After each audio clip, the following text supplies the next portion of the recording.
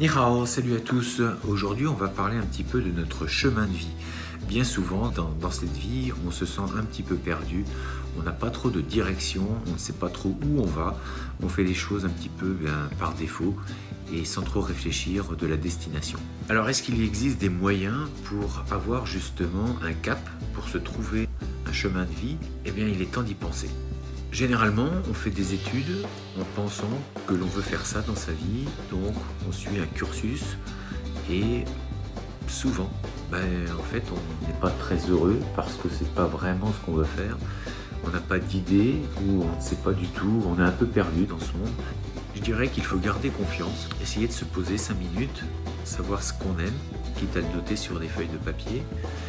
Regardez un petit peu la vie qu'on a eue et vous remarquerez que parfois les choses se relient. On fait des choses un petit peu au hasard et puis plus tard on se rend compte que les choses s'imbriquent les unes dans les autres et que le parcours que l'on a, en fait c'est une somme d'expériences qui nous amène à faire ce que l'on fait. Même si vous êtes perdu ou si vous avez cette sensation d'être un petit peu perdu, de ne pas savoir ce que vous voulez faire, si vous vous posez quelques instants et si vous avez des passions, essayez de voir comment vous pouvez les mettre en place pour en faire peut-être un futur métier ou en tout cas une nouvelle activité en parallèle de ce que vous faites. Et du coup, ça vous rebooste un petit peu, ça vous redonne de la motivation pour votre vie de tous les jours. Et de toute façon, on ne peut être que surpris parfois parce que si c'est ce que vous aimez vraiment, vous pouvez avoir que des bons résultats ou des résultats moyens. Mais en tout cas, si vous continuez à faire ces actions, il y a de grandes chances pour que vous réalisiez quelque chose de plus grand que ce que vous pouviez penser. Il y a beaucoup d'exemples comme ceci, par exemple le cas de Steve Jobs qui à une certaine époque a pris des cours de calligraphie. À cette époque-là, au moment où il a fait ça, il ne pouvait pas penser de ce que ça allait donner dans le futur. Pourquoi prendre ces cours de calligraphie? En fait, lui, il aimait ça. Et plus tard, en fait, il a eu l'idée de créer les plus belles polices sur les ordinateurs. Et du coup, aujourd'hui, on a une multitude de polices, mais en fait, il en a été un petit peu l'instigateur. Et c'est parce qu'il avait pris ses cours de calligraphie qu'il a apporté une attention toute particulière dans la réalisation des polices pour les ordinateurs. Comme quoi, vous voyez, parfois, on fait des choses, on ne sait pas vers où ça va nous amener, mais le fait de l'avoir fait, c'est comme rencontrer des personnes. Le fait d'avoir rencontré ces personnes à un certain moment, vous ne savez pas ce que dans l'avenir cela peut apporter.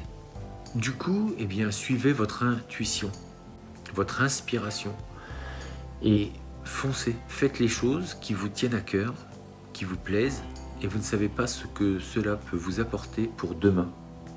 On construit sa vie par rapport à ce qu'on a fait dans le passé. Et la vision du futur, c'est la réalisation de ces petites choses qu'on a fait dans le passé qui peuvent nous donner la possibilité de réaliser notre futur. Ça peut paraître bizarre tout ça, tout ce que je dis, mais c'est une réalité. Observez votre vie, regardez un petit peu le parcours que vous avez fait, vos études ou même les passions que vous avez eues à côté et regardez ce que ça a pu vous apporter. Pour mon cas personnel, en rencontrant certaines personnes, vous avez pu ensuite par la suite donc vous diriger dans ce chemin. Aujourd'hui, moi j'ai une entreprise, mais jamais je n'aurais eu ce type d'entreprise si je n'avais pas rencontré une certaine personne qui m'a fait aller dans ce domaine-là. On se réalise aussi à travers les gens, à travers d'autres projets et tout est possible. Tout est possible, mais en plus, si vous avez ce cap, si vous savez vraiment ce que vous voulez, et ça c'est une chance parce que certains encore aujourd'hui ne savent pas vraiment ce qu'ils veulent. Si vous avez cette chance de savoir ce que vous voulez, ce que vous aimez, passez-y du temps, continuez à vous former si nécessaire. De toute façon, il faut toujours se former, toujours rester ouvert. C'est la garantie d'avancer et de réussir.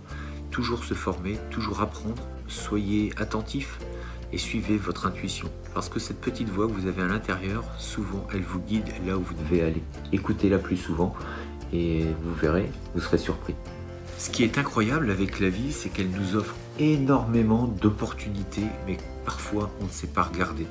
On ne sait pas regarder ou bien sûr on a toujours cette peur qui est là en nous et on n'ose pas prendre on n'ose pas se jeter dans le vide, ce vide de franchir le pas parce qu'on se dit oh j'en suis pas capable, je ne suis pas à la hauteur, je ne suis pas assez ceci, je ne suis pas assez cela.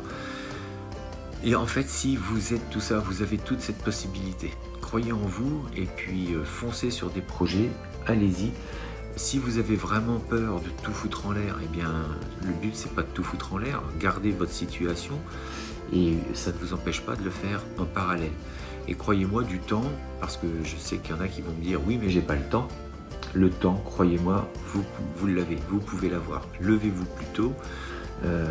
Il y a toujours du temps. On peut toujours consacrer 1 heure ou 2 par jour en plus si on se lève plus tôt. Et si c'est un vrai projet qui vous tient à cœur, eh bien vous serez content de vous lever plus tôt pour des projets qui sont importants pour vous. Parce qu'on ne va pas se mentir, il faudra quand même travailler un petit peu. Les choses ne vont pas arriver comme ça. Il faut s'impliquer. Il faut réaliser des tâches. Des outils sont à notre portée. Mais il faut le faire. Ça ne va pas arriver tout seul. Il va falloir se bouger un petit peu. Et puis regardez plutôt les résultats que cela peut vous apporter dans votre vie. Ça peut être juste incroyable. Vous allez peut-être vivre la vie que vous souhaitiez. Donc pour ça, je pense que ça mérite quelques petits efforts, quelques petits sacrifices. Et vous n'en serez que plus content dans un avenir qui, je le suis sûr, peut être très proche. D'ici là, restez fort, restez beau et surtout restez bienveillant. Ça va bien.